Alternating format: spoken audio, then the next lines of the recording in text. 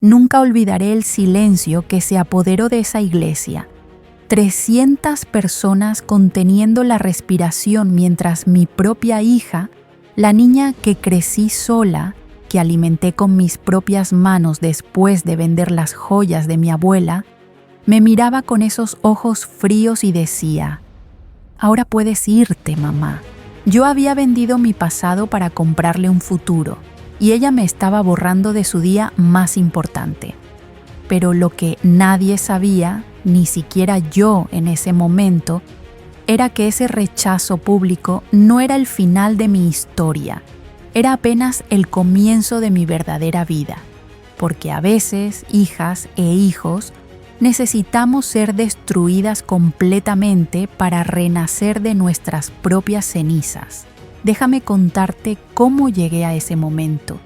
Déjame contarte la historia de una mujer que se olvidó de sí misma por amor y cómo tuvo que aprender, de la forma más dolorosa, a recordar quién era. Mi nombre es Diana de la Vega, tengo 50 años y esta es mi verdad. Todo comenzó 25 años atrás, cuando el mundo se me derrumbó por primera vez.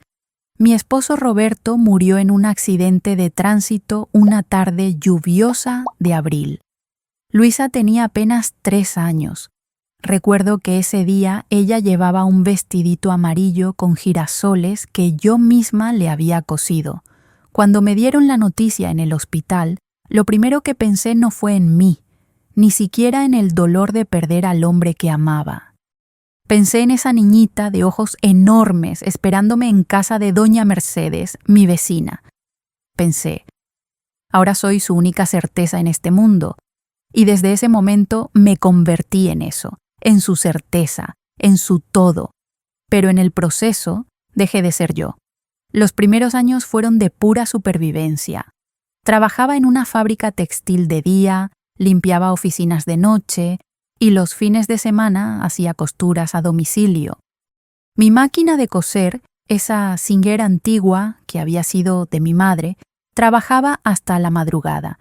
El sonido de esa máquina se convirtió en la banda sonora de nuestra vida. Tac, tac, tac, tac. Cada puntada era un día más de comida, un mes más de alquiler, una esperanza más de que Luisa tuviera lo que yo nunca tuve. Porque yo crecí pobre, ¿saben? Muy pobre. De esa pobreza que duele en los huesos, que te hace sentir invisible en el mundo. Mi madre lavaba ropa ajena, mi padre se perdió en el alcohol cuando yo tenía 7 años. Estudié hasta el bachillerato gracias a una maestra que insistió en que yo era inteligente, pero la universidad fue un sueño que guardé en un cajón cerrado con llave. Cuando conocí a Roberto, él me hizo sentir que yo valía algo. Me casé a los 20, tuve a Luisa a los 23 y a los 25 quedé viuda. Pero tenía un plan. Un plan que tracé en esas noches de insomnio mientras cosía dobladillos y zurcía pantalones. Luisa iba a tener todo lo que yo no tuve. Iba a estudiar en las mejores escuelas, iba a ir a la universidad, iba a ser alguien importante. Iba a borrar de nuestra familia ese estigma de la pobreza que me había perseguido toda mi vida como una sombra oscura. Y lo hice. ¡Ay! ¿Cómo lo hice? Cuando Luisa cumplió 7 años, vendí lo primero, el collar de perlas que mi abuela española me había dejado. Era lo único de valor que teníamos. Con ese dinero pagué su entrada a un colegio privado. Vi cómo las otras madres llegaban en autos del año, con carteras de marca, maquilladas y perfumadas. Yo llegaba en autobús, con mi ropa remendada, oliendo a cansancio y detergente barato. Pero no me importaba. Luisa iba a ser como esas niñas bien vestidas, bien habladas, bien educadas. A los 10 años, vendí los aretes de oro que Roberto me había regalado en nuestra boda. Necesitábamos una computadora para que Luisa no se quedara atrás. A los 13, vendí el anillo de compromiso, clases de inglés. A los 16, vendí la última joya que me quedaba. un broche antiguo con rubíes que había pertenecido a mi bisabuela, universidad privada, carrera de derecho. Cada vez que vendía algo, sentía como si estuviera arrancándome un pedazo del alma, porque esas joyas no eran solo metal y piedras, eran mi historia. Eran las únicas pruebas físicas de que yo venía de algún lugar, de que había mujeres fuertes en mi linaje, de que yo era más que una costurera exhausta que olía a sudor ajeno. Pero me decía a mí misma, Diana, esto es amor. El amor verdadero se sacrifica. Y vaya que me sacrifiqué. Dejé de ir al médico para pagar los libros de Luisa. Comía menos para que ella comiera más. Remendaba mi ropa una y otra vez mientras ella estrenaba uniformes nuevos cada año.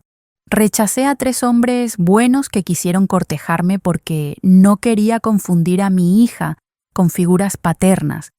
Mentira. La verdad es que no creía merecer amor. Ya había decidido que mi único propósito en esta vida era ser la madre perfecta. Y Luisa florecía. Era la mejor alumna de su clase, hermosa, inteligente, articulada. Hablaba inglés perfecto, leía libros de filosofía, debatía sobre política internacional. Cuando la veía brillar, yo me sentía completa, como si cada sacrificio hubiera valido la pena, como si mi vida tuviera un propósito claro. Pero había señales que yo no quise ver. Cuando Luisa cumplió 15 años, le hice una fiesta modesta en casa de doña Mercedes. Invitamos a sus amigas del colegio, esas niñas de familias acomodadas. Yo preparé bocadillos durante días, decoré con lo que pude, pero vi cómo Luisa las recibía con vergüenza en los ojos. Cómo susurraba disculpas por lo sencillo de todo. Cómo, cuando les presentó a sus amigas, dijo, ella es Diana en lugar de ella es mi mamá. Me dolió, claro que me dolió, pero me dije, son cosas de adolescentes, ya se le pasará. En la universidad las cosas empeoraron. Luisa rara vez me llamaba. Cuando lo hacía era para pedirme dinero. Nunca preguntaba cómo estaba yo, cómo iban mis costuras, si mis rodillas seguían doliéndome por tanto estar de pie. Una vez fui a visitarla sin avisar.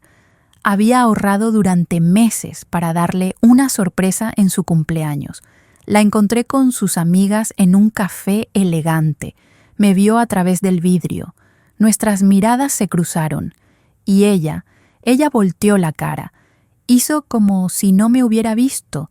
Yo me quedé ahí parada, en la calle, con mi bolsa de tela llena de tamales caseros que había hecho para ella, sintiendo cómo el mundo se movía alrededor de mí mientras yo me convertía en piedra. Esa noche lloré como no lloraba desde la muerte de Roberto. Pero al día siguiente, cuando Luisa finalmente me llamó con alguna excusa vacía, yo le dije que no pasaba nada, que la entendía, que estaba ocupada con sus estudios, porque eso hacía yo, justificaba, perdonaba. Tragaba el dolor y seguía adelante. Luisa se graduó con honores. Conseguir un trabajo prestigioso en un bufete de abogados. Yo llegué a su graduación con el mismo vestido que usaba para las bodas desde hacía 10 años. Me senté en las últimas filas. Ella recibió su diploma, posó para fotos con sus profesores, con sus amigos, con sus colegas. Nunca me buscó entre la multitud. Nunca me llamó para una foto. Pero yo aplaudí. Aplaudí hasta que me dolieron las manos, porque a pesar de todo, ella era mi orgullo, mi obra maestra, mi razón de existir. Y entonces, hace un año, me llamó con una noticia que me hizo temblar de emoción. Mamá, me voy a casar. Me casé. Sebastián. Un arquitecto 32 años, dijo. Se habían conocido en un evento social. Era el hombre perfecto. La boda sería dentro de un año. Yo grité de felicidad. Literalmente grité. Doña Mercedes vino corriendo pensando que me había pasado algo. Mi niña se casa, Mercedes. Mi Luisa se casa. Esa noche no pude dormir. Hice planes. Pensé en cómo podría ayudar con la boda. Tal vez podría coser algo, hacer las decoraciones, preparar bocadillos. Había estado ahorrando un poco. Tenía quizá $2,000 guardados en una caja de galletas debajo de mi cama. Se los daría a Luisa para su luna de miel, para su nueva vida. Pero cuando le ofrecí mi ayuda unos días después, Luisa respondió con una voz fría, distante. «Ya tengo todo controlado, mamá. No te preocupes por nada». «Pero, hija, yo quiero ayudar. Es tu boda. Déjame hacer algo». «No necesito que hagas nada. En serio». Intenté varias veces más. Cada vez era rechazada. Luisa nunca me invitó a conocer a Sebastián. Nunca me llevó a las pruebas del vestido. Nunca me preguntó mi opinión sobre nada. Cada vez que yo llamaba con ideas o sugerencias, ella parecía irritada, apresurada, molesta. «Mamá, estoy ocupada. Hablamos luego». Y colgaba. Yo le contaba a doña Mercedes buscando consuelo. «Es normal, Mercedes. Las novias están estresadas. Ya verás que el día de la boda todo será diferente». Doña Mercedes, que me conocía mejor que nadie, me miraba con esos ojos sabios y tristes, pero no decía nada. Solo apretaba mi mano. Los meses pasaron. La fecha se acercaba. Yo compré un vestido nuevo.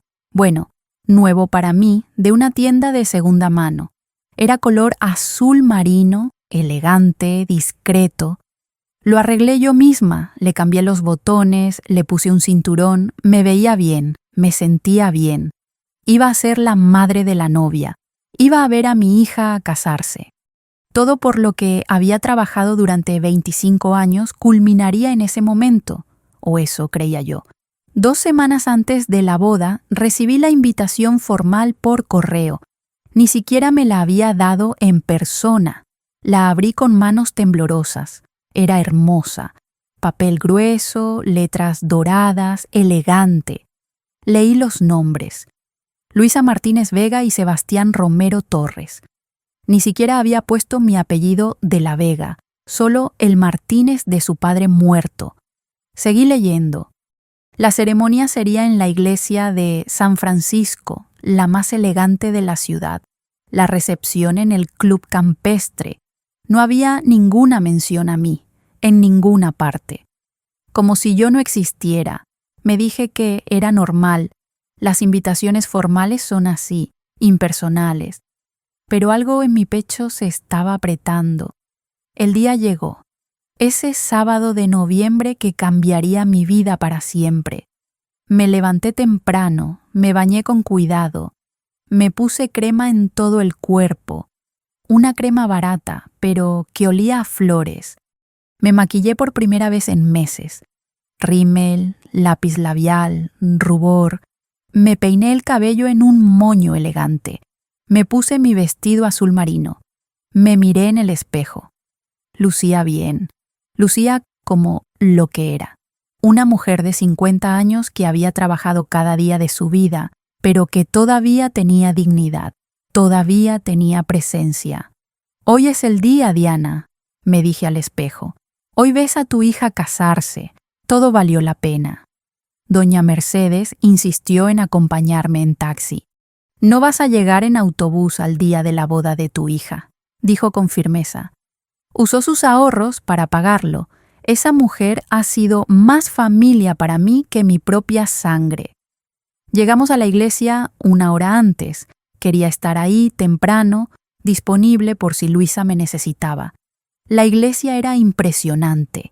Flores blancas por todos lados, listones de seda, velas elegantes.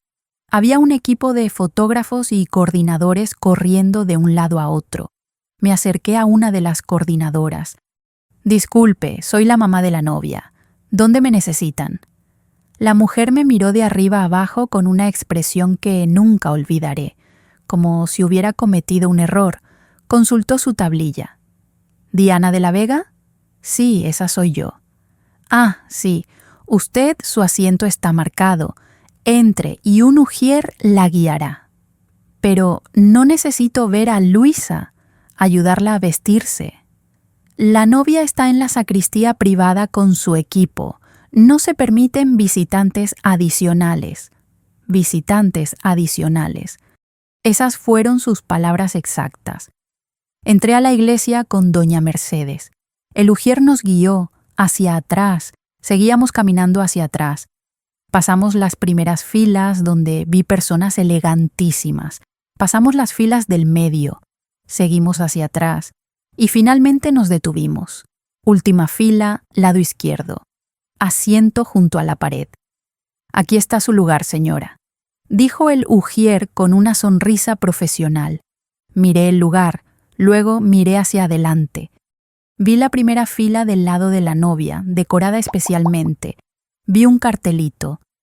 Reservado para familia inmediata de la novia. Debe haber un error, dije con voz temblorosa. Yo soy la mamá de la novia.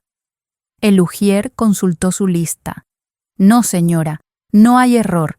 Esta es su ubicación asignada. Doña Mercedes tomó mi brazo. Diana. No, Mercedes, tiene que ser un error. Pero no lo era. Lo supe en ese momento. No era un error. Me senté. No sé cómo, pero lo hice. La gente comenzó a llegar. La iglesia se llenó. Vi llegar a los invitados distinguidos, a las familias elegantes, todos riéndose, saludándose, posando para fotos. Reconocí a algunos de los compañeros de universidad de Luisa, a sus colegas del bufete. Nadie me miraba. Yo era invisible allá atrás, en esa última fila, junto a personas que claramente eran conocidos lejanos, compromisos sociales, gente de relleno. Entonces vi algo que me rompió aún más. Vi a una señora mayor, muy bien vestida, ser guiada a la primera fila con honores. Escuché al ujier decir: «Por aquí, doña Marta, usted es la madrina de Luisa». Doña Marta, la tía segunda de Roberto, a quien Luisa había visto tal vez 5 veces en toda su vida. Ella era la madrina, no yo. Sentí que la iglesia daba vueltas. Doña Mercedes apretó mi mano tan fuerte que me dolió. Respira, Diana, solo respira. Comenzó la música. Todo el mundo se puso de pie. Y allí venía ella, mi Luisa, hermosa con su vestido blanco, radiante, sonriente. Caminaba sola por el pasillo, había rechazado que alguien la entregara. Decía que era una tradición machista. Pero yo sabía la verdad. No quería que nadie notara que yo era su madre. Pasó junto a mí sin mirarme, como si yo fuera un mueble, como si fuera parte de la decoración. La ceremonia comenzó. El sacerdote habló sobre el amor, la familia, los vínculos sagrados. Habló sobre cómo los padres crían a sus hijos con sacrificio y devoción. Mis lágrimas comenzaron a caer. Pensé que tal vez en algún momento, Luisa me miraría, me reconocería, me sonreiría, pero nunca volteó hacia atrás. Dijeron sus votos, se pusieron los anillos, se besaron, aplausos, felicidad, fotos, más fotos. La familia inmediata posó junta. Vi a Sebastián con sus padres, vi a Luisa con doña Marta, con amigos, con colegas. Nunca me llamaron para una foto. La recepción fue peor, si es que eso era posible. Me senté en una mesa al fondo. Ni siquiera había tarjeta con mi nombre. Doña Mercedes tuvo que preguntar 3 veces dónde nos tocaba. Nos sentaron con personas que no conocíamos, que claramente tampoco se conocían entre sí. La mesa de relleno, como escuché que alguien la llamó. Desde mi lugar veía la mesa principal. Veía a Luisa brillar, reír, brindar. Veía a Sebastián atento con ella. Veía a los padres de él, orgullosos. Veía a doña Marta en un lugar de honor. Y yo ahí. invisible. Llegó el momento de los discursos. El padre de Sebastián habló sobre su hijo con orgullo. Doña Marta habló sobre Luisa, contando anécdotas que ni siquiera eran verdaderas, invenciones, embellecimientos. Una amiga de Luisa habló sobre su amistad en la universidad. Un profesor habló sobre su brillantez académica. Nadie habló sobre mí. Nadie mencionó que Luisa tenía una madre, que esa madre había trabajado 3 empleos, que había vendido cada pedazo de su pasado para construirle un futuro. Yo no existía. Me levanté. Necesitaba aire. Necesitaba salir de ahí. Caminé hacia la salida del salón, tratando de no llamar la atención. Pero entonces escuché mi nombre. Diana. Era Luisa. Se había acercado, finalmente. Mi corazón saltó. Tal vez iba a explicarme, a disculparse, a decirme que todo había sido un malentendido terrible. Me volteé. Hija. Ella me miró con esos ojos fríos, esos ojos que yo había visto nacer, que había cuidado en cada enfermedad, en cada pesadilla. Esos ojos que ahora me veían como si fuera una desconocida molesta. Ahora puedes irte, mamá. Ya cumpliste viniendo. El mundo se detuvo. Estoy segura de que todo el salón escuchó. La gente dejó de hablar. El sonido de copas y cubiertos se desvaneció. Solo quedó ese silencio pesado, abrumador, mientras 300 personas nos miraban. ¿Qué? ¿Qué dijiste? Mi voz apenas salió. Que ya puedes irte. No hace falta que te quedes. Sé que esto no es tu ambiente. No es mi ambiente. Como si yo fuera algo sucio, algo vergonzoso, algo que debía mantenerse escondido. Algo dentro de mí se quebró en ese momento.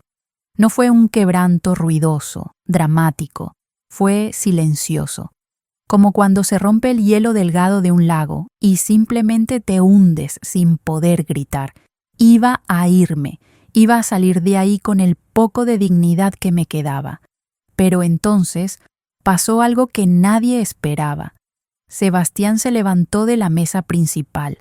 Su cara estaba roja. Vi lágrimas en sus ojos.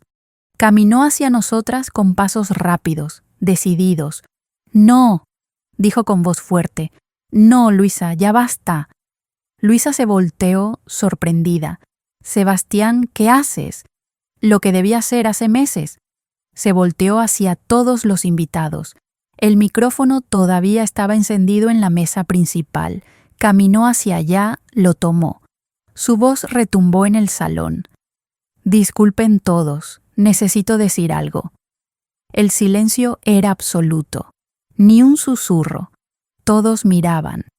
«Hace 3 meses», comenzó Sebastián, y su voz temblaba. «Descubrí algo sobre la mujer que iba a ser mi esposa.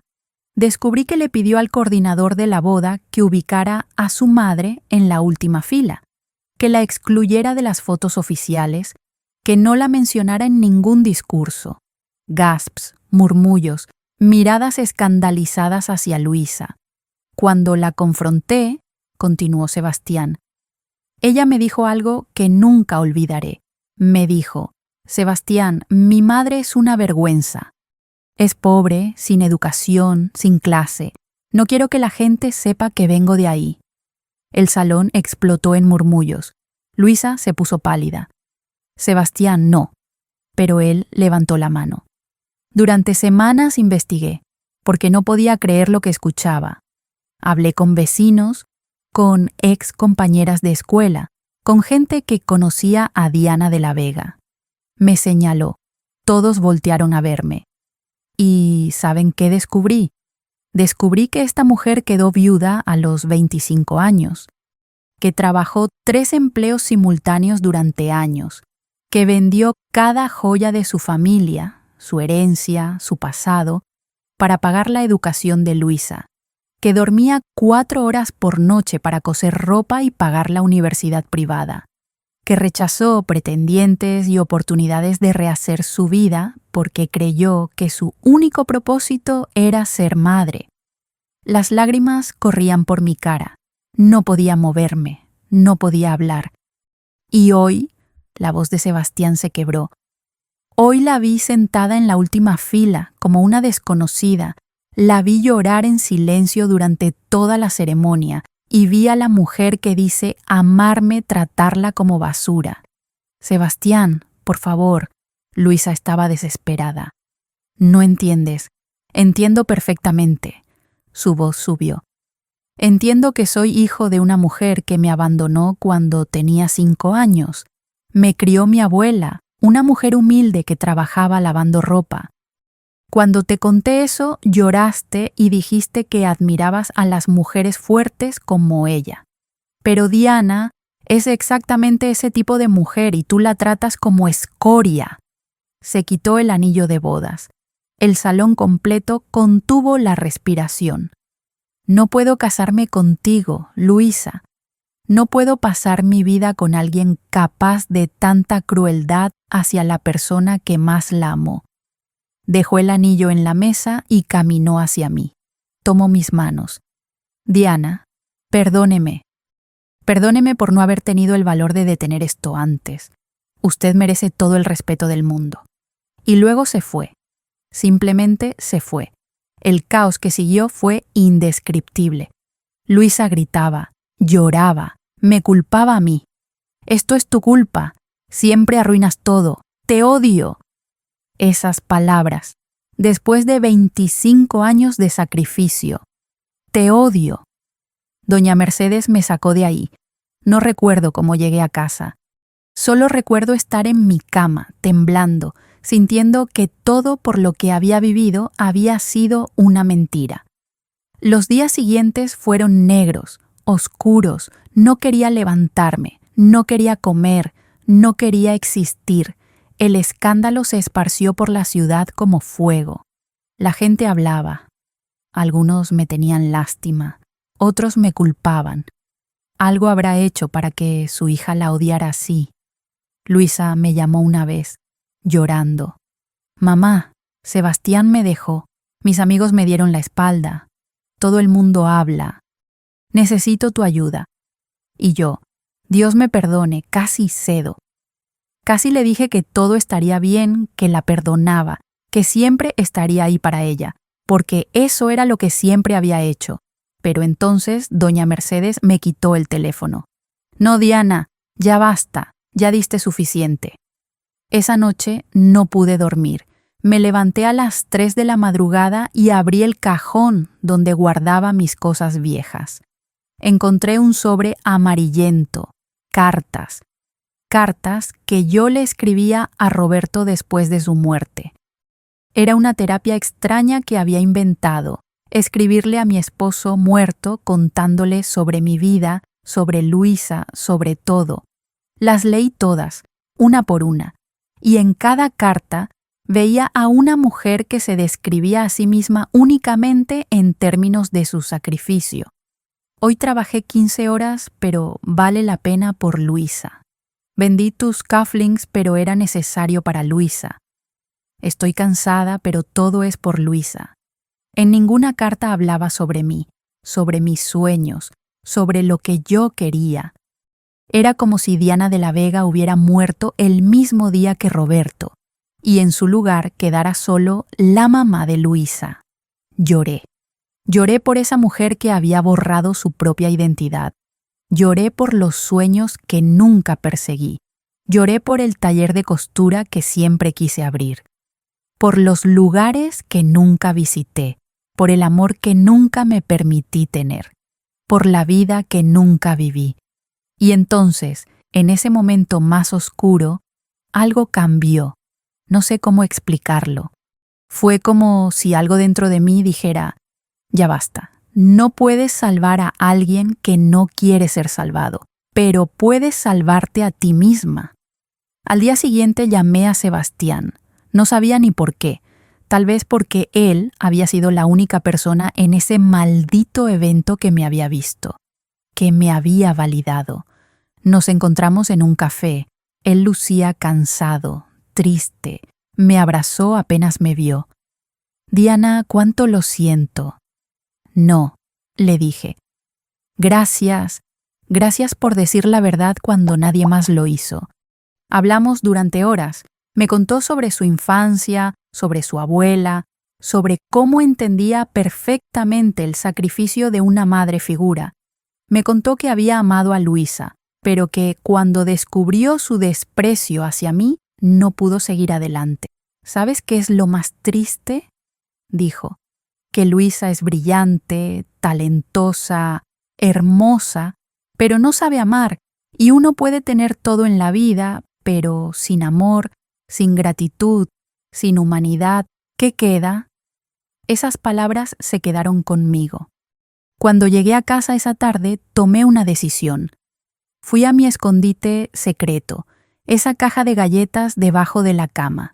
Ahí estaban mis $2,000, el dinero que iba a darle a Luisa para su luna de miel. Le añadí mis ahorros de costura. En total, tenía $3,200. No era mucho, pero era mío. Por primera vez en 25 años era mío. Durante las siguientes semanas, trabajé en un proyecto solo para mí. Busqué un pequeño local en renta. Era modesto, en un barrio humilde, pero tenía ventanales grandes y buena luz. Lo renté. Compré 2 máquinas de coser usadas. Mandé a hacer un letrero. Casa Diana, Centro de Apoyo para Mujeres. La idea vino de las conversaciones que había tenido con Sebastián. Él me contó sobre su abuela, sobre otras mujeres que conocía que habían sacrificado todo por sus familias y quedaron vacías. Y yo pensé, hay tantas como yo, tantas que se olvidaron de sí mismas. Pero Casa Diana no iba a ser un lugar de lástima, iba a ser un lugar de renacimiento. Ofrecería clases de costura para que las mujeres pudieran ganar su propio dinero. Apoyo emocional en grupo, talleres de autoestima, un espacio seguro donde las mujeres pudieran recordar quiénes eran antes de convertirse únicamente en mamá de, esposa de, hija de. Sebastián, cuando le conté mi idea, se entusiasmó. Déjame ayudarte, puedo diseñar el espacio sin costo. Puedo conseguir donaciones de materiales. Y lo hizo, no por pena, no por obligación, sino porque, según sus palabras, necesito creer que todavía hay bondad en el mundo después de lo que viví. La primera mujer que llegó a Casa Diana se llamaba Elena. Tenía 35 años y una historia que me rompió el corazón. Madre soltera de 3 hijos, rechazada por su familia por haberse embarazado joven. Trabajaba limpiando casas 16 horas al día. Sus hijos la amaban, pero ella me dijo algo que me estremeció. Diana, hace tanto tiempo que nadie me pregunta cómo estoy yo. Soy solo una proveedora, una máquina de trabajar y dar, pero nadie me ve. La entendí perfectamente. Elena fue la primera. Luego vino Rosa, una mujer de 60 años que cuidó a su madre enferma durante 20 años y ahora, después de su muerte, no sabía quién era sin ese rol. Luego, Gabriela, que dejó su carrera de profesora para criar a sus 5 hijos y ahora, con el nido vacío, se sentía invisible y sin propósito. Casa Diana creció, no con dinero. Siempre fuimos humildes, pero creció con historias, con lágrimas compartidas, con risas redescubiertas, con mujeres que llegaban rotas y salían poco a poco, recordando su fuerza. Yo lideraba talleres, compartía mi historia, no con vergüenza, sino con verdad. Les enseñé a todos, especialmente a mi hija, que yo no importaba, y ellos me creyeron. Las mujeres lloraban, se veían reflejadas, y juntas empezábamos a sanar. Pasaron 3 meses. Casa Diana se volvió conocida en el barrio, luego en la ciudad. Un periódico local escribió un artículo. Luego una radio nos entrevistó. La historia de la madre humillada en la boda que creó un refugio para mujeres olvidadas resonaba. Tocaba fibras sensibles y Luisa lo vio todo, porque me buscaba. Desesperadamente, llamaba. Yo no contestaba. Aparecía en mi casa. Doña Mercedes la recibía con frialdad. «Tu mamá no está». Enviaba mensajes. «Mamá, por favor, necesito hablar contigo. Lo siento tanto». Yo leía sus mensajes. No voy a mentir y decir que no me afectaban. Claro que me afectaban, porque a pesar de todo, seguía siendo mi hija. La bebé que amamanté, la niña que curé de fiebres, la adolescente que lloró en mis brazos cuando su primera amiga la traicionó. Pero también era la mujer que me había destrozado públicamente, y yo necesitaba sanar antes de poder siquiera considerar el perdón. Un día, 4 meses después del desastre de la boda, una productora de televisión me contactó. Querían hacer un especial sobre Casa Diana, sobre mi historia, sobre el impacto que estábamos teniendo en la comunidad. Dudé, no me gustaba la atención, pero Elena me convenció. «Diana, tu historia puede ayudar a miles de mujeres que están pasando por lo mismo. Hazlo por ellas». Acepté. La entrevista fue en Casa Diana. Cámaras, luces, maquilladores. Me sentía extraña, fuera de lugar, pero la entrevistadora, una mujer llamada Patricia, fue gentil.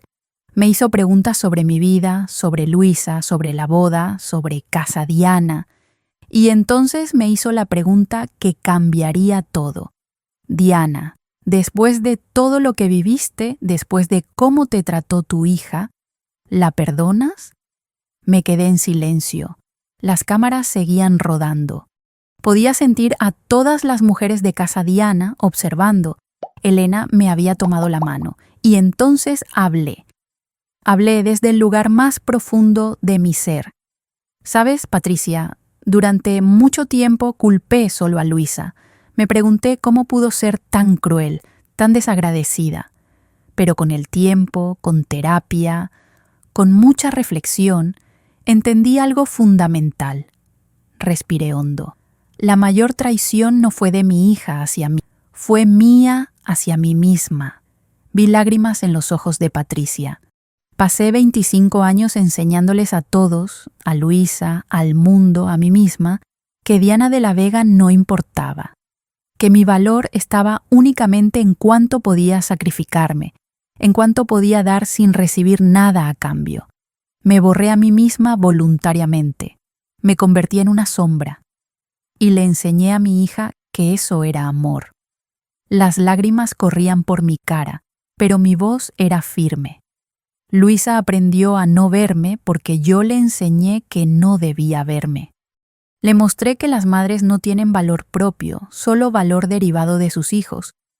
¿Cómo podía culparla por creerme? Yo misma me creí esa mentira durante décadas. «Entonces», preguntó Patricia con voz suave, «¿qué le dirías a Luisa si estuviera aquí ahora?».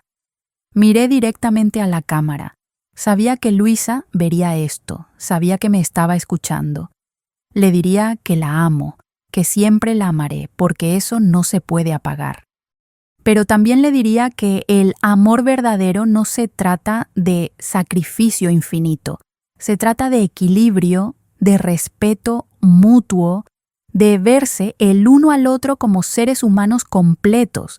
Le diría que cometí errores terribles al criar a una niña que nunca aprendió gratitud, porque yo nunca le mostré que merecía gratitud.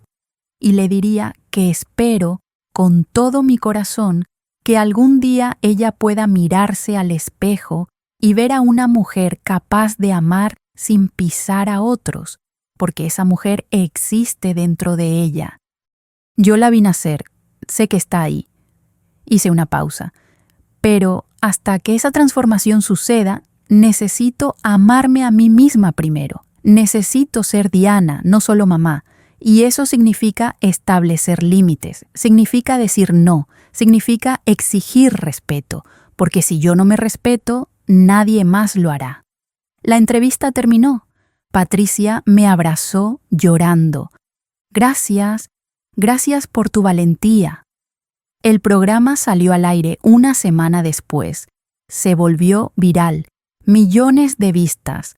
comentarios por miles, mujeres compartiendo sus propias historias de autoabandono, madres reconociendo patrones, hijas pidiendo perdón a sus madres. El impacto fue abrumador, y Luisa lo vio. Sé que lo vio porque 2 días después apareció en casa Diana.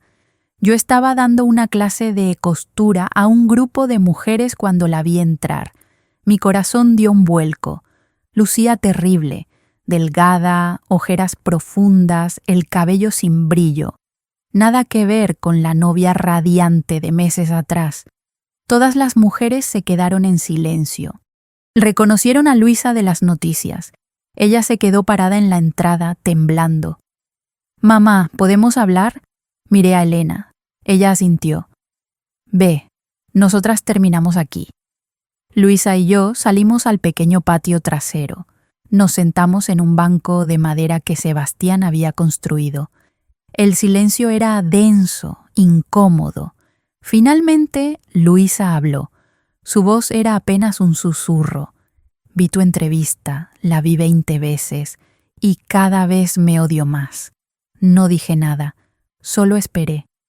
Mamá, pasé estos meses pensando que el mundo entero era injusto conmigo, que Sebastián me abandonó sin razón, que tú me traicionaste de alguna forma, que yo era la víctima.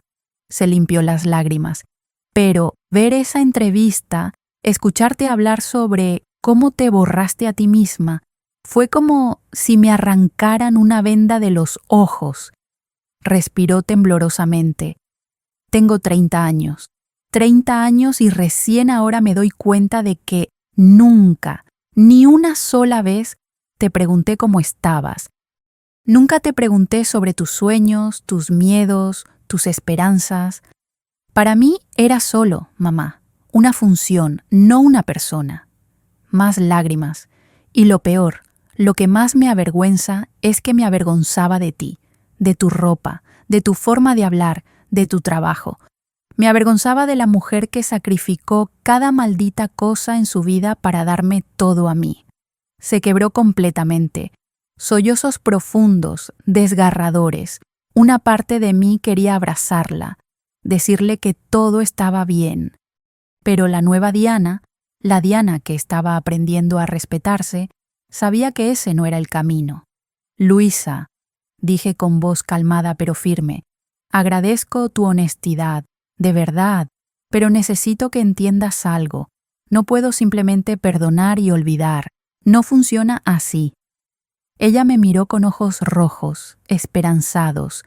Lo que me hiciste, continué, fue el resultado de años de aprender a no verme.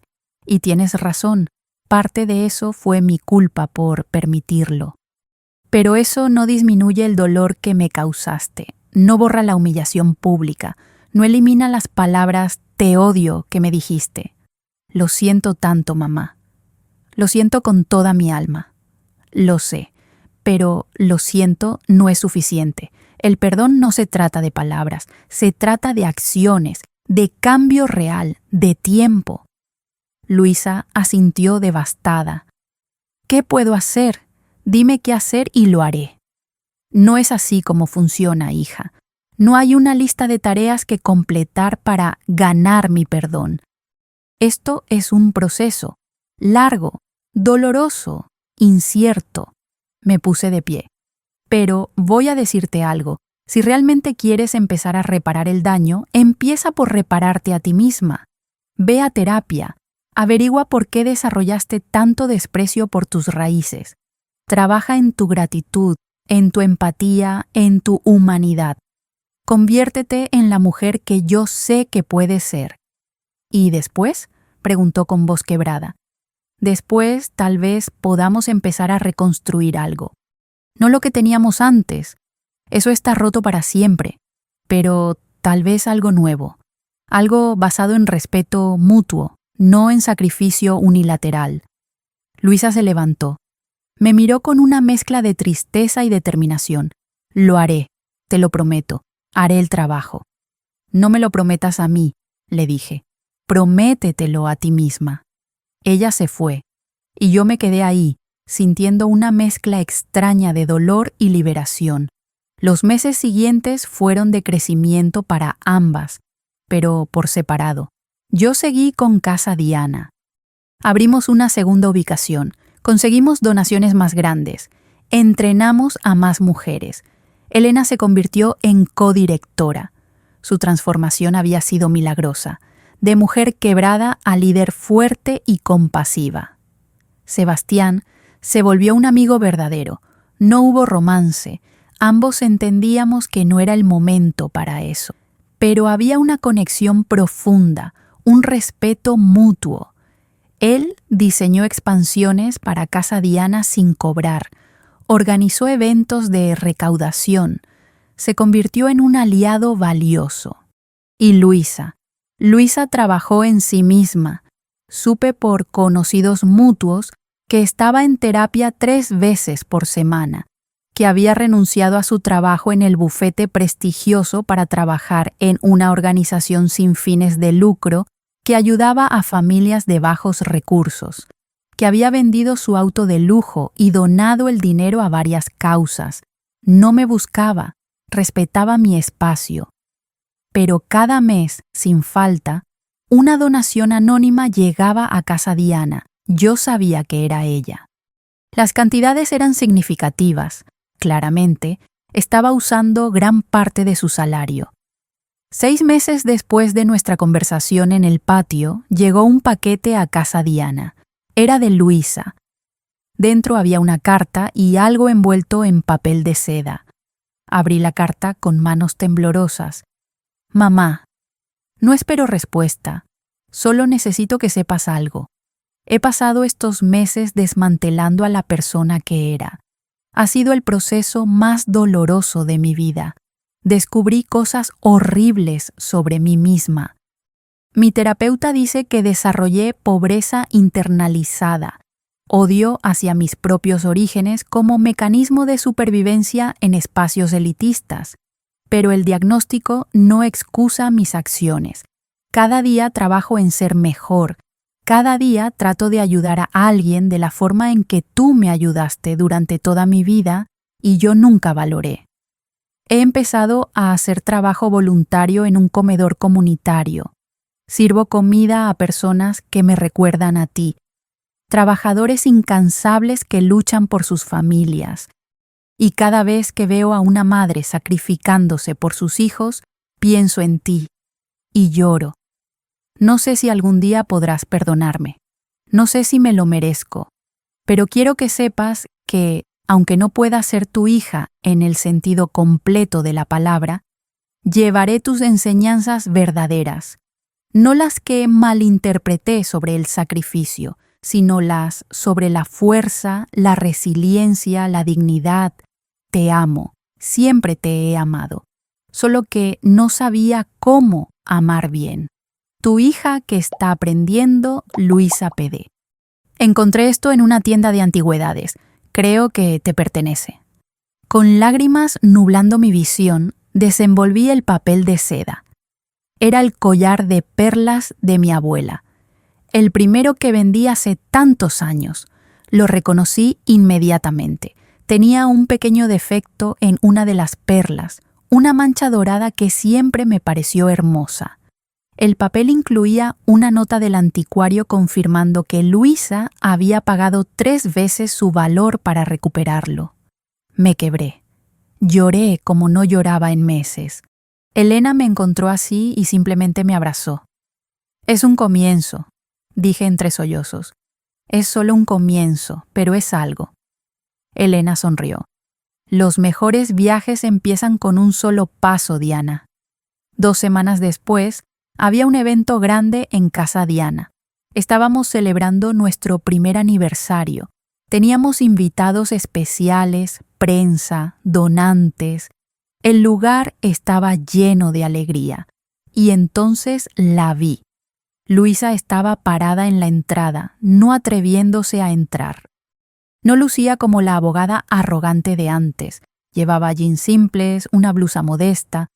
Su cabello estaba recogido sin pretensiones. Lucía humilde, real, humana. Nuestras miradas se encontraron. Ella no se movió, esperando mi señal. Caminé hacia ella lentamente.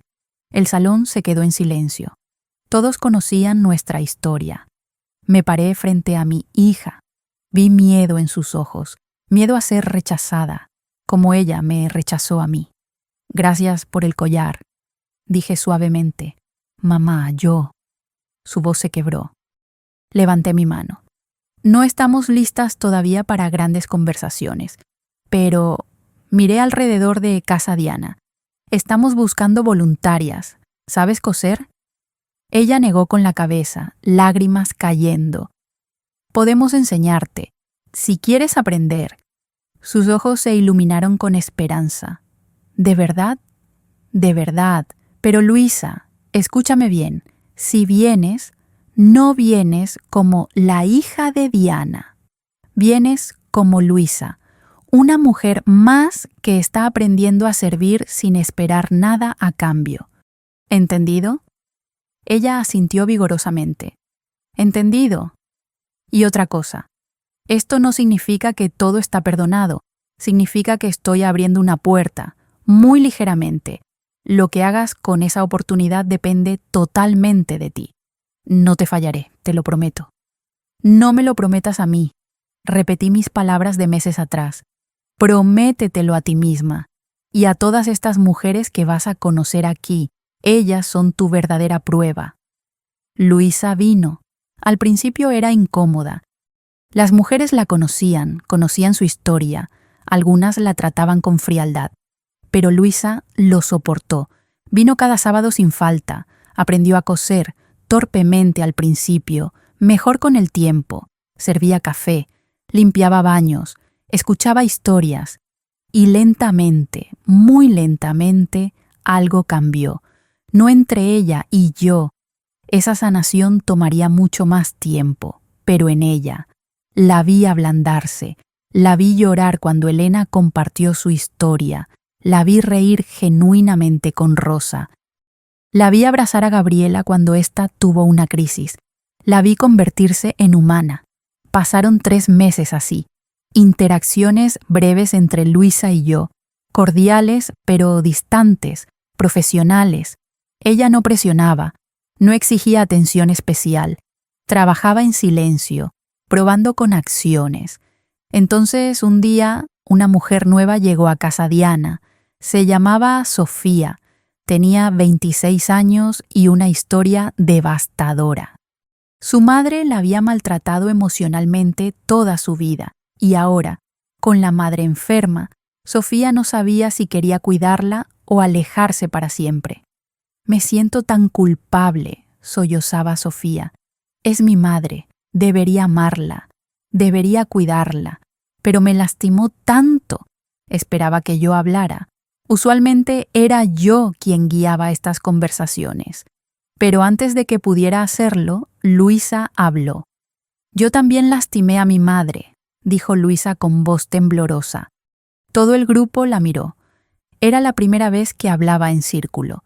La lastimé de formas imperdonables, públicamente, cruelmente, y ella tenía todo el derecho de cerrarme la puerta para siempre. Me miró. Yo asentí, permitiéndole continuar. Pero estoy aprendiendo algo, continuó Luisa. El perdón no es obligatorio, ni el amor incondicional. Si alguien te lastima, tienes todo el derecho de protegerte. Pero, vaciló. También creo que las personas pueden cambiar. No todas, no siempre, pero pueden. Se limpió las lágrimas.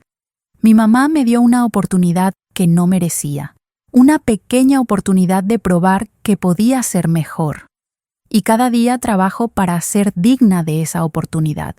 No porque espere recuperar lo que destruí, eso no es posible, sino porque quiero ser una mejor versión de mí misma. Miró a Sofía directamente. Solo tú puedes decidir qué hacer con tu madre, pero cualquiera que sea tu decisión, perdonar o alejarte, asegúrate de que sea tu decisión, no la culpa hablando. El silencio en el círculo era profundo. Entonces Elena comenzó a aplaudir suavemente. luego Rosa, luego todas. Luisa me miró vulnerable, buscando mi aprobación. Sonreí.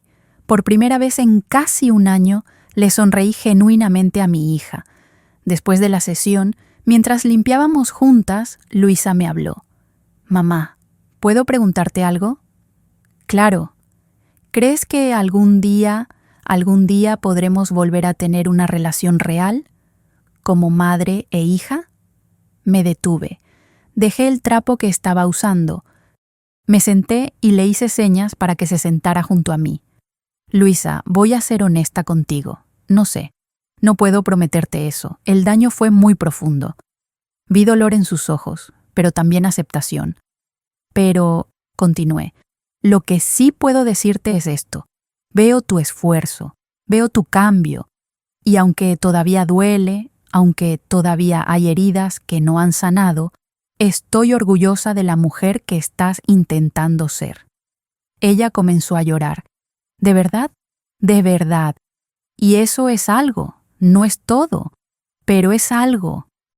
Nos abrazamos. No fue un abrazo como los de antes. Esos abrazos desesperados donde yo intentaba llenar todos sus vacíos. Este fue diferente. Fue un abrazo entre dos mujeres que estaban aprendiendo a verse como iguales, como humanas, como imperfectas. Hoy, 1 año y medio después de aquel día terrible en la iglesia, estoy parada en Casa Diana rodeada de 30 mujeres que han encontrado su fuerza aquí. Elena está expandiendo el programa a otra ciudad. Sebastián acaba de anunciar que va a diseñar 5 centros más como este en todo el país. Y Luisa está ahí, no como mi hija privilegiada, sino como una voluntaria más que está aprendiendo el verdadero significado de servicio. Nuestra relación todavía es complicada. No voy a mentirte y decirte que todo es perfecto ahora. Hay días en que todavía duele. Hay momentos en que veo a otras madres con sus hijas y siento una punzada de envidia por lo que no tenemos. Pero también hay días buenos. Días en que Luisa me hace reír. Días en que compartimos una mirada cómplice cuando alguna de las mujeres dice algo particularmente sabio. Días en que casi parece que podríamos ser amigas algún día, sino madre e hija en el sentido tradicional. Y estoy en paz con eso, porque la mayor lección que aprendí no fue sobre el perdón, fue sobre el amor propio. Aprendí que puedes amar a alguien profundamente y aún así establecer límites, que puedes perdonar sin olvidar, que puedes dar segundas oportunidades sin ser ingenua. Y más importante, que tu valor no depende de cuánto puedes sacrificarte por otros. Diana de la Vega existe, no solo como mamá de Luisa, como Diana, como mujer, como líder, como ser humano completo, con sueños, límites y dignidad. Y esa Diana que casi muere aquel día en la iglesia, esa Diana que tocó fondo y pensó que su vida había terminado, esa Diana renació más fuerte, más sabia, más completa. Ahora, cuando me miro al espejo, no veo solo a una madre sacrificada, veo a una sobreviviente, a una guerrera, a una mujer que cayó hasta el fondo del abismo y encontró la fuerza para escalar de regreso. ¿Y sabes qué es lo más hermoso? No escalé sola, traje conmigo a decenas de mujeres que también habían olvidado su propio valor. Casa Diana no es solo un lugar, es un movimiento. Es un recordatorio de que nunca es tarde para recordar quién eres, que los finales pueden ser comienzos, que del dolor más profundo puede nacer el propósito más hermoso. Hace unos días recibí una carta de una mujer en otro país que vio mi entrevista. Me escribió: «Diana, gracias por recordarme que olvidarme de mí misma no es amor, es autodestrucción». Y eso es exactamente lo que quiero que se lleven de mi historia. Amar a otros es hermoso. Sacrificarse por quienes amas tiene su lugar, pero nunca, nunca debes borrarte completamente. porque cuando te conviertes en invisible para ti misma, te vuelves invisible para todos. Y todas merecemos ser vistas, todas merecemos ocupar espacio, todas merecemos existir como seres humanos completos, no solo como funciones en las vidas de otros. Si hay una madre escuchándome ahora que se está perdiendo en el sacrificio, te digo, detente, mírate al espejo, recuerda tu nombre, recuerda tus sueños, no después de que tus hijos crezcan, no cuando tengas tiempo, ahora, hoy, porque la vida no espera y tú importas.